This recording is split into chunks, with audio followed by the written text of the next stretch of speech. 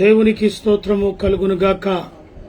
అందరూ బాగున్నారు కదా? ప్రభు నామంలో లైవ్లో పాలు పంపులు పొందుతున్న బిడ్డలకు ప్రత్యేకంగా వందనాలు తెలియజేస్తున్నాను. ప్రార్థన చేసుకుందాం. తలలు వంచుకొని. ప్రేమ నమ్మకము గల ప్రియా పరలోకపు తండ్రి, ఉన్నవాడవు అనువాడవు నాయనా, స్తోత్రాలు. గత 5 మాసాలు 6వ మాసంలో ప్రభా మమ్మల్ని నడిపిస్తున్నావు. సంవత్సరంలో ప్రభా మరి 6 మాసాలు కూడా గడిచిపోతూ ఉన్నాయి. మమ్మల్ని ఎంతగానో నీ కృపలు ఆదరించి కాపాడి సంరక్షించి పోషించి ముందుకు నడిపించి మంచి ఆరోగ్యాలను ఆయుష్లను పొడిగిస్తూ నీ కొరకు నిలబెట్టిన దేవా, నీకు స్తోత్రాలు తెలియజేస్తున్నాము. బేతేలు క్రీస్తు ఫేస్బుక్ లైవ్ ద్వారా మాతో పాటు అనుదిన కార్యక్రమాల్లో జరుపుతున్న ఈ యొక్క కార్యక్రమంలో పాలు పంపులు పొందుతున్న ప్రతి బిడ్డను, వారి కుటుంబాలను ప్రభావ మెండారుగా దీవించి ఆశీర్వదించండి. మమ్మను మా కుటుంబాన్ని జ్ఞాపకం చేసుకోమని ప్రత్యేకంగా ఈ సమయంలో మాలో ఏకాగ్రతను దయచేసి వినగల చెవులు, గ్రహించగల మనస్సు, స్తుతించగల పెదవులు దయచేయగలరని ప్రార్థిస్తున్నాను. మాట్లాడేది నేను కాదు, నాలో నీ ఆత్మ నుంచి మాట్లాడుటకు సహాయాన్ని దయచేయండి. ఒక కూడికలో అయా మరి మీరే ప్రాధాన్యత వహించి ప్రత్యేకంగా ఈ కూడికను జరిగించి ఘనత, మహిమ, ప్రభావాలు పొందుకున్నాను. యేసు నామంలో అడిగి పెడుకుంటున్నాను తండ్రి. Amen, amen. మంచిది, ఒక పాటను పాడుకుందాం. 675వ పాట. నీ వైపే చూస్తున్నా, నీవు నన్ను చూడాలని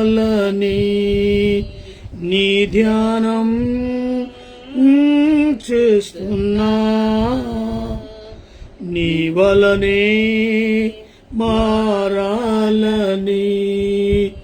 నీ వైపు చూస్తున్నా, నీవు నన్ను చూడాలని నీ ధ్యానం చేస్తున్నా, నీ వలనే మారాలని నీ చిత్తము నా ఎడలా జరిగించాలని నీ ప్రేమ నాలోనా ప్రవహించాలని నీ చిత్తము నా ఎడలా జరిగించాలని నీ ప్రేమ నాలోనా ప్రవహించాలని వైపే చూస్తున్నా,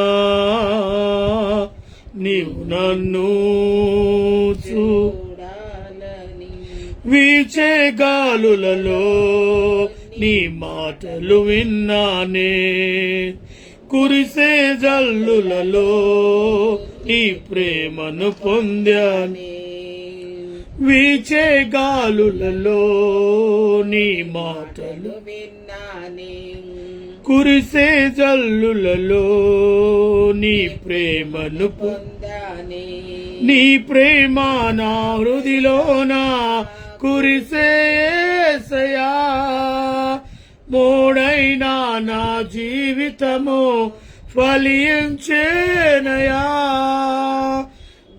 ప్రేమ నా హృదిలోనా కురిసే యేసయ్యా, మోడైనా నా జీవితము ఫలించేనయా, అనురాగం ఆనందం నీలోనే ఉండాలని, అనురాగం ఆనందం నీలోనే ఉండాలని నీ వైపే చూస్తున్నా, నీవు నన్ను చూడాలని ఒకరు లేనిది ఒంటరి జీవితం, మరి ఎవరికి కానిది ఈ నా జీవితం. ఒకరు లేనిది ఒంటరి జీవితం, మరి ఎవరికి కానిది ఈ నా జీవితం. నీవుంటే నాకంతే చాలయా, నా బ్రతుకంతా నీతోనే ఉంటానేసయా. నీవుంటే నాకంతే చాలయా, నా బ్రతుకంతా నీతోనే ఉంటానేసయా. విడిపోని నా బంధం నీవేనా, నీ కాలని నీ వైపే చూస్తున్నా. నీవు నన్ను చూడాలని, అమ్మవు నీవని నే నిన్నే చేరితిని. మా నాన్నవు నీవని నీ ప్రేమను కోరితిని. అమ్మవు నీవని నే నిన్నే చేరితిని. మా నాన్నవు నీవని నీ ప్రేమను కోరితిని. నా అమ్మా నాన్నవు నీవేసయా, ప్రతి క్షణము నన్ను చూచే కాపరి నీవయా. నా అమ్మా నాన్నవు నీవేసయా, ప్రతి క్షణము నన్ను చూచే కాపరి నీవయా. నా బ్రతుకు నీతోనే తుది వరకు సాగాలని, నా బ్రతుకు నీతోనే తుది వరకు సాగాలని. నీ వైపే చూస్తున్నా, నీవు నన్ను చూడాలని నీ ధ్యానం చేస్తున్నా. నీ వలనే మారాలని, నీ చిత్తము నా ఎడలా జరిగించాలని, నీ ప్రేమ నాలోన ప్రవహించాలని, నీ చిత్తము నా ఎడలా జరిగించాలని, నీ ప్రేమ నాలోన ప్రవహించాలని. నీ వైపే చూస్తున్నా, నీవు నన్ను చూడాలని. దేవునికి స్తోత్రం. మాతో పాటు పాటలో సహకరించిన ప్రతి బిడ్డకు ప్రభు పేరిట వందనాలు తెలియచేస్తున్నాను. అయితే మొన్నటి రోజు మనము కొలస్సీలకు రాస్తున్న పత్రిక 3వ అధ్యాయంలో మరి క్రీస్తు యేసుతో కూడా లేపబడిన వారైతే పై ఉన్న వాటి మీదనే, మరి పైనున్న వాటిని వెతకండి అనే విషయాన్ని మనము ఆ అధ్యాయంలోని మాటలు మనము ధ్యానిస్తూ ఉన్నాం. అదే రీతిగా ఇప్పుడు 9వ వచనం, ఒకడితోనొకడు అబద్ధమాడకుడి, ఏలయనగా ప్రాచీన స్వభావంను దాని క్రియలతో కూడా మీరు పర్యంత ఇచ్చి జ్ఞానము కలుగు నిమిత్తము దాని సృష్టించిన వారి పోలిక చొప్పున నూతన పరచబడి ఉన్న నవీన స్వభావమును ధరించుకొని ఉన్నారు. దేవునికి స్తోత్రం. ఇక్కడ ఒకనితోనొకడు అబద్ధము ఆడకుండి, ఏలయనగా ప్రాచీన స్వభావము దాని క్రియలతో కూడా మీరు పర్యంతించి జ్ఞానము కలుగు నిమిత్తము దాన్ని సృజించిన వాని పోలిక చొప్పున మరి నూతన పరుచుచున్న నవీన స్వభావముగా ధరించుకున్నవాళ్ళను. పాత స్థితికి నూతన స్థితికి, క్రీస్తు లేని జీవితం, క్రీస్తును ధరించిన జీవితం, దానికి దీనికి మరి గమనించే వాళ్ళు ఉంటారు. మనలో ఆ యొక్క తేడా ఇతరులకు కనపడే స్థితిలో ఉండాలి. ఎందుకంటే ఇక్కడ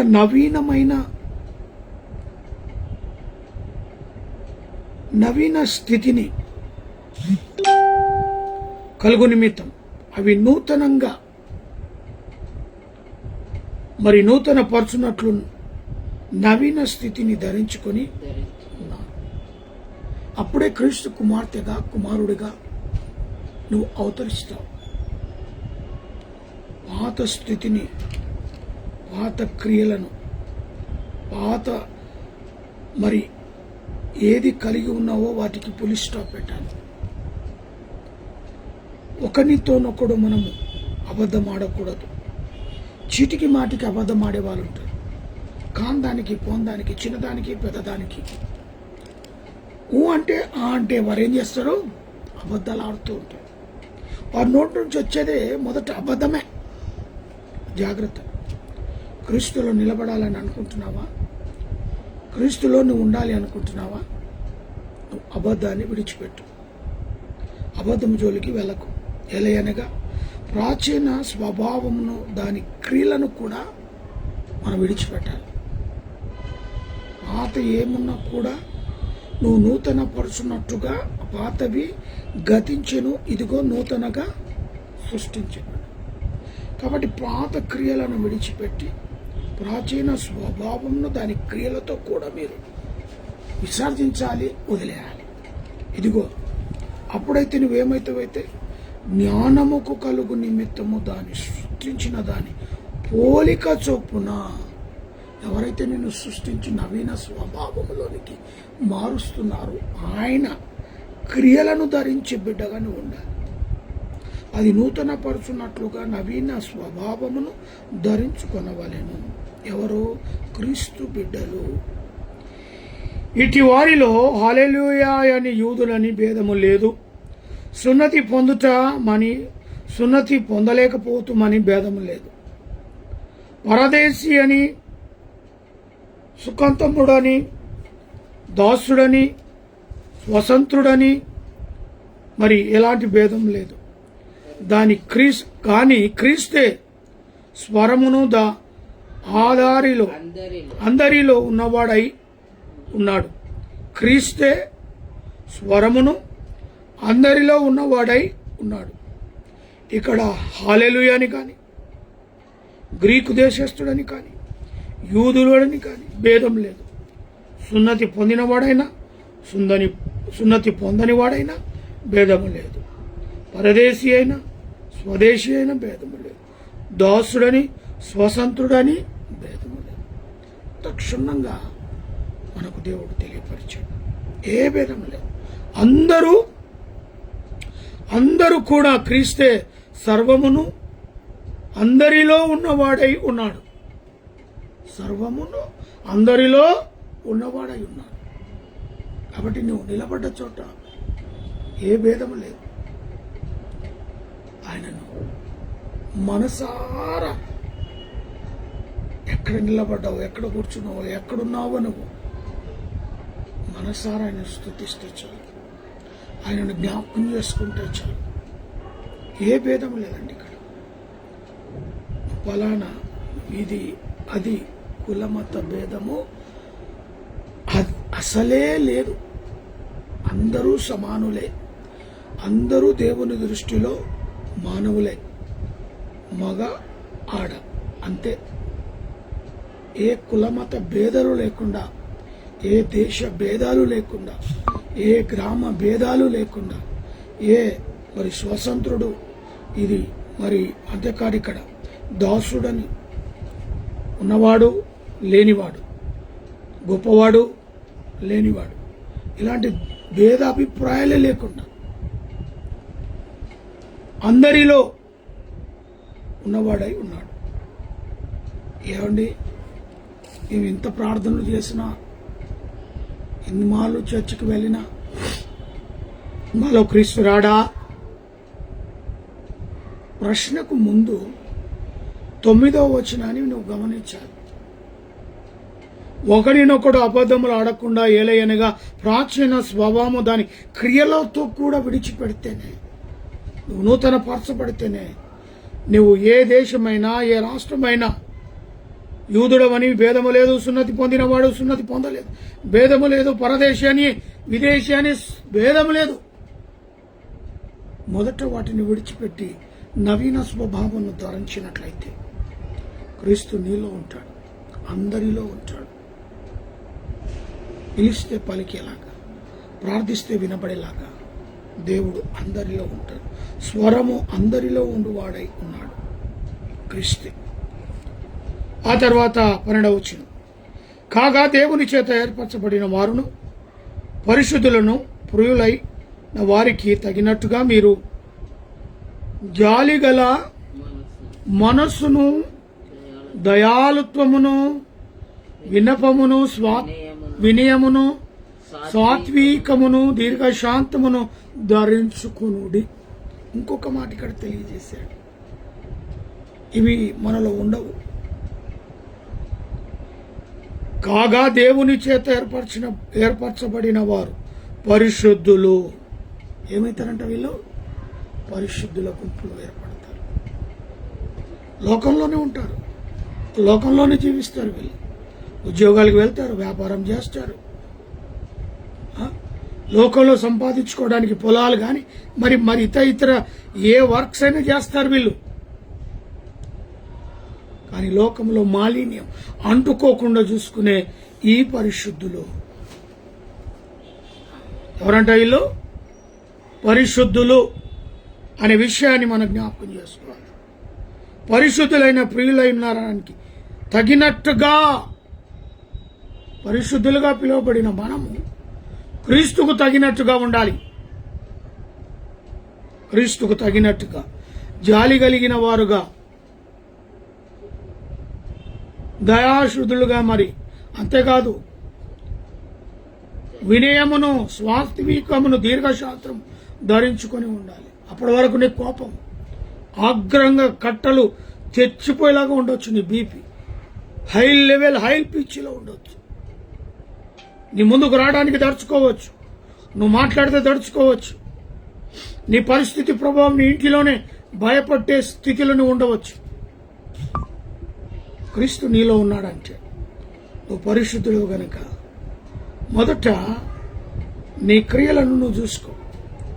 నిజంగా ఈ శాంతి, ఈ సమాధానము, ఈ సాత్వికము, ఈ దీర్ఘశాంతము ధరించిన వ్యక్తిగా ఇతరుల ఎదుటను కనబడుతున్నావా? అరే అవును భయం, మొన్నటిదాకా ఏమన్నా కోపమా? ఆయన ఎదుట నిలబడాలంటేనే భయం, ఆయన మాట్లాడితేనే భయం. అలాంటి వ్యక్తిలో ఎంత ప్రేమతో కూడిన మాటలు! ఆయన మాట్లాడుతుంటే ఇంకా నిలబడాలనిపిస్తుంది, ఆయన మాట్లాడుతుంటే ఇంకా వినాలనిపిస్తుంది. అంత దీర్ఘశాంతము, అంత దయాలుత్వము, అంత సాత్వికము ఎలా వచ్చిందో ఇతరులు షాకే రీతిగా నీ మార్పు ఉండాలి. అది ఎప్పుడు వస్తుంది? క్రీస్తులో నువ్వు పరిశుద్ధుడుగా ఉన్నప్పుడే నీ కోపాన్ని అణిచివేస్తావు, నీ కోపాన్ని తీసివేస్తావు. ఏ డాక్టర్స్ చేయని పని దేవుడు చేస్తాడు. ఇది ఆత్మకు సంబంధించిన విషయాలు. డాక్టర్ దీని ట్రీట్మెంట్ లేదు. ఒకటి దేవుడు మాత్రమే నిన్ను బాగు చేయాలి.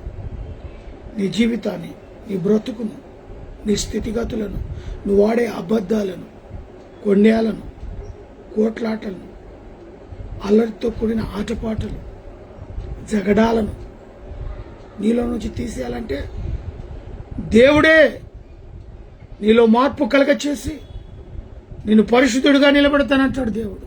హల్లెలూయా. నీ కోపాగ్నిని అణిచివేస్తానంటాడు. నీలో ప్రేమ లేదా? బండలాంటి హృదయం, రాయి కలిగిన హృదయం, రాయితో నీ హృదయం కలిగి ఉన్నావా? దాని మాంసపు గుండెగా మారుస్తానంటాడు. అలాంటి కోపాన్ని తీసివేస్తానంటాడు. ఇదిగో నీతో బోధిస్తున్న వ్యక్తి కూడా ఒకప్పుడు ఇలా అదే స్థితిని అనుభవించిన వాడు, భయంకరమైన కోపాగ్ని చేత నింపబడిన వాడు. దేవుని మహాకృపను బట్టి మరి ఈ రీతిగా ఆయన వాక్యాన్ని ప్రకటించే దాసుడిగా దేవుడు నిలబెట్టుకున్నాడు. అలాగనే ప్రతి ఒక్కరు కూడా మారాలని,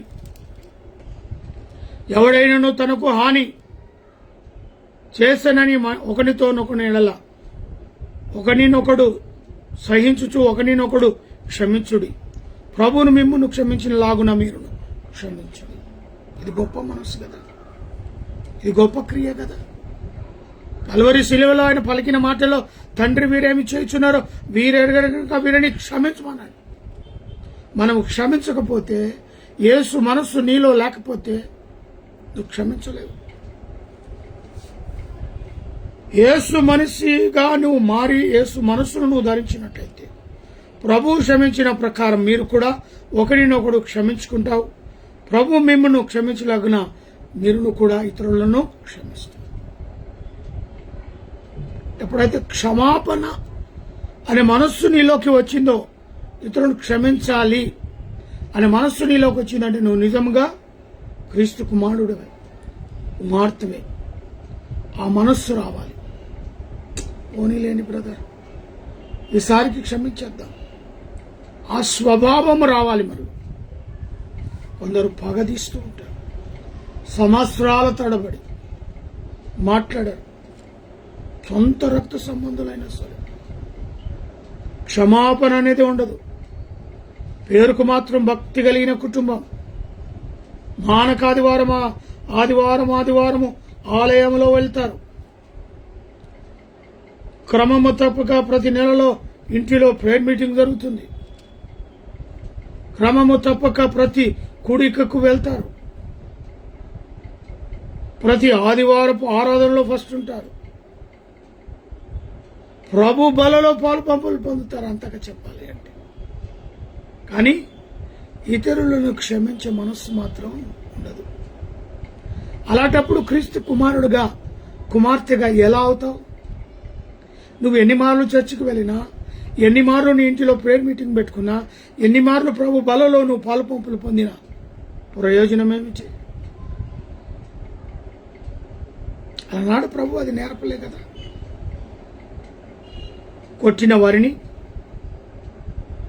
అన్యాయమైన తీర్పు గురి చేసిన వారిని ఉమ్మివేసి పిడుగుతులు గుద్ది వేళ్లతో కొట్టి సిలువ భారము అతని మీద మోపి,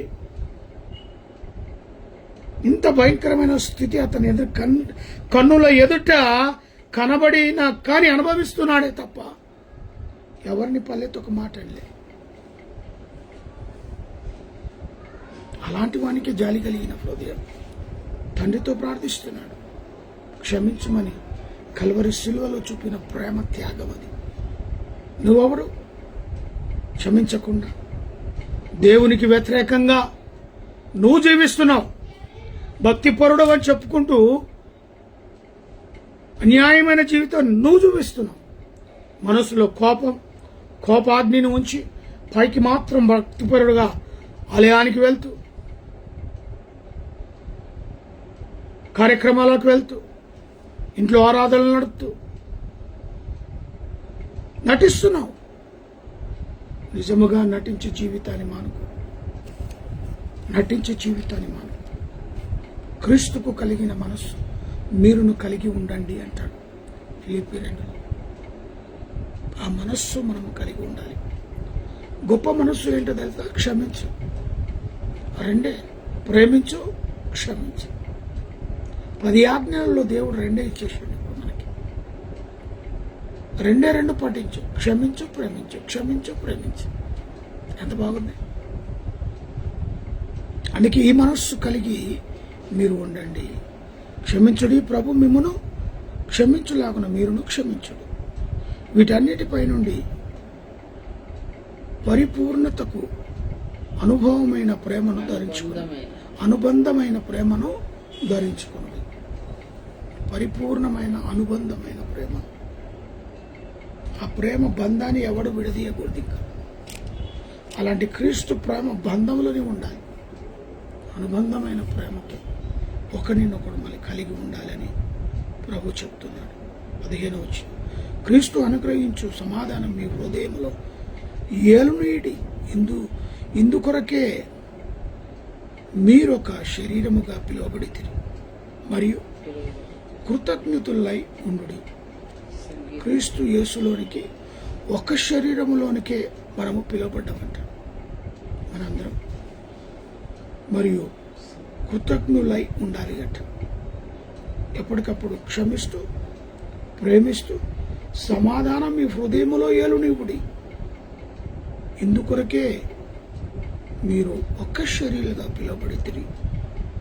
ఒక్క శరీరంగా పిలువబడితే ఏ దేశమైనా ఏ రాష్ట్రమైనా ప్రపంచంలో ఏ మూలలోనే ఉన్నా క్రీస్తు యేసు ఒక్క శరీరంలోనికే మనందరినీ పిలిచాడు. కాబట్టి సంగీతముతోను కీర్తనలతోనూ ఆత్మ సంబంధమైన పద్యములతోనూ ఒకరినొకడు బోధించుచు బుద్ధి చెప్పుచు కృపాసహితముగా మీ హృదయములో దేవుని గురించి గానము చేయుచు సమస్త విధములైన జ్ఞానముతో క్రీస్తు వాక్యము మీలో సమృద్ధిగా నివసింపనివ్వుడి. దేవునికి స్తోత్రము కలుగునుగా. అవును, అందులో మన గుంపులోనే ఒకే శరీరంలో ఒక రీతిగా ఒకరు పెద్దలు చిన్నలు ఉంటారు. ఒకరు బోధిస్తారు, ఒకరు పాటలు పాడతారు, ఒకరు వాక్యం చదువుతారు, ఒకరు ప్రార్థన చేస్తారు. దేవుడు వారికి ఇచ్చిన టాలెంట్ను బట్టి దేవుడు వాడుకుంటాడు. చక్కటి ప్రసంగికుడు ఉంటాడు, చక్కటి పాటలు పాడే స్థితిలో ఉంటారు, టకాటక రెఫరెన్స్ వాక్యాన్ని చదివే స్థితిలో ఒకరు ఉంటారు, అద్భుతమైన ప్రార్థనలు చేసేవారు ఉంటారు. సంగీతముతో కీర్తనలతో ఆత్మ సంబంధమైన పద్యములతో ఒకరినొకడు దేవుని ఆరాధించాలి. క్రీస్తులోను ఉన్నావు అంటే, క్రీస్తు ప్రేమ కలిగిన వాడవంటే, పరిశుద్ధుడిగా నువ్వు జీవించాలంటే ఇవన్నీ మనలో ఉండాలి. క్రీస్తు వాక్యం మీలో సమృద్ధిగా నివసించబడి ఉంది మరియు మాట చేత గాని క్రియ చేత గాని మీరేమి చేసినను ప్రభు అయిన యేసు ద్వారా తండ్రి అయిన దేవునికి కృతజ్ఞతాస్తుతులు చెల్లించు సమస్తమునకు ఆయన పేరట చేయుడి. చేసే క్రియను బట్టి కూడా, చేసే దాన ధర్మములను బట్టి కూడా, చూసే ప్రతి దానిని బట్టి ఎవరి పేరు మీద చేయాలట? దేవుని పేరు మీదనే చేయాలి. మరియు మాట చేత గాని క్రియ చేత గాని మీరేమి చేసినను ప్రభు అయిన యేసు ద్వారా తండ్రి అయిన దేవునికి కృతజ్ఞతలు తెలియచేయాలి. ఏది చేసినా మంచి పని అనుకున్న పని, నలుగురికి పని వచ్చే రీతిగా, నలుగురికి సహాయపడే రీతిగా యేసు క్రీస్తు ద్వారా తండ్రి అయిన దేవునికి కృతజ్ఞతాస్తుతులు చెల్లించచ్చు సమస్తమును ఆయన పేరట చేయుడి. సహాయము అంటారు కదా. ఆర్థిక ఇబ్బందులు ఉన్నవారికి, అనారోగ్యంలో ఉన్నవారికి, మన ముందే పోతూ యాక్సిడెంట్ల కింద పడిపోతే సహాయం, అది ఎవరి పేరు మీద చేయాలి? క్రీస్తు యేసు నుంచి తండ్రి అయిన దేవుని కృతజ్ఞతలు కలుగునట్టుగా క్రియను చేయమన్నాడే తప్ప నీకు పేరు వచ్చి దండోరొచ్చి వీధుల్లో నీ పేరు మారుమోగేలాగా, సంఘంలో మారుమోగేలాగా చేసే పని కొంచెమైతే దండోరో ఎక్కువ, అదాన్ని దేవుడు ఒప్పుకుంటాడా? చేసేది రహస్యంగా చేయాలి. నీ శరీరంలో ఉన్న ఈ చేత్తో చేసింది ఈ చేయికి తెలియదు అంటాడు దేవుడు. చేసేదేదో రహస్యంగా చేయమంటాడు. అది నీకు తండ్రికి మాత్రం తెలిసినట్టుగా చేయమంటాడు. దండోర కొట్టుకోకండి. ఒకవేళ దండోర కొట్టాల్సి వస్తే అది యేసయ్య నామానికి మహిమ కలుగునట్టుగా చేయి. తండ్రి అయిన దేవునికి మహిమకరంగా కృతజ్ఞతాస్తుతులు వచ్చేలాగా చేయి. ఏది చేసినా నీ వ్యక్తిగతంగా నాకు పేరు ప్రఖ్యాతలు రావాలి, సంఘంలో నన్ను ఒక లెవెల్గా చూడాలి అనే స్వభావము దుర్బుద్ధి కలిగి చేయకు. దేవుడు ఇష్టపడడు. తండ్రి అయిన దేవునికి ఇష్ట ప్రకారం కుమారుడైన క్రీస్తు సెలవిస్తున్నాడు. ప్రభు అయిన యేసు ద్వారా తండ్రి అయిన దేవునికి కృతజ్ఞత తెలియజేయాలంట. మధ్యలో క్రీస్తుని వాడుకో, డైరెక్ట్ తండ్రి దగ్గరికి వెళ్ళకు. క్రీస్తు ద్వారా తండ్రి అయిన దేవునికి కృతజ్ఞత తెలియజేయ. ఈరోజు దండోరా చెప్పుకునే వాళ్ళు, దండోరా కొట్టేవాడు చాలా మంది ఉన్నారు. విపరీతంగా నేను అది చేసిన, ఆ సంఘానికి ఇది చేసిన, ఆ చర్చికి ఇది చేసిన, ఈ సంఘానికి ఇది చేసిన, ఈ చర్చికి ఇది చేసిన, ఈ పాస్టర్కి ఎంత ఇచ్చిన, ఆ పాస్టర్ ఇచ్చి కొంటున్నావు. నువ్వు ఇచ్చి కొనడమే కాకుండా దండోరా కొట్టించుకుంటున్నావు, ఆహ్వానించుకుంటున్నావు, షాళ్ళు కప్పుకుంటున్నావు. ముందు స్థలాన్ని ఏ రీతిగా ఆహ్వానించుకోవాలో అందరి ఎదుట వద్దు. దేవుని ఆకర్షించు, క్రీస్తు మనస్సును ఆకర్షించు. అప్పుడు నువ్వు సమస్తాన్ని పొందుకుంటావు. సరే, దేవుని మహాకృపను బట్టి మరి రెండవ భాగం, ఈ అధ్యాయంలోని రెండవ భాగం వరకు మనం వచ్చాం. తిరిగి కంటిన్యూగా ఆ మిగతా వచనాలను కూడా కంప్లీట్ చేద్దాం.